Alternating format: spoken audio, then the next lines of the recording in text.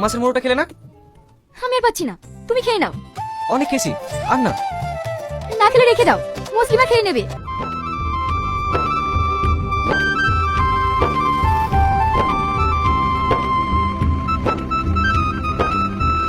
বাবা, আমি অন্ধ মানুষ, আমাকে কিছু ভিক্ষা দিন না।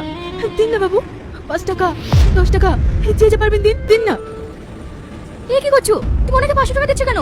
আমার কাছে 10 টাকা খরচা আছে। মা এদিকে আসুন। কে বাবা? আমাকে তুই মা বলে ডাকলি?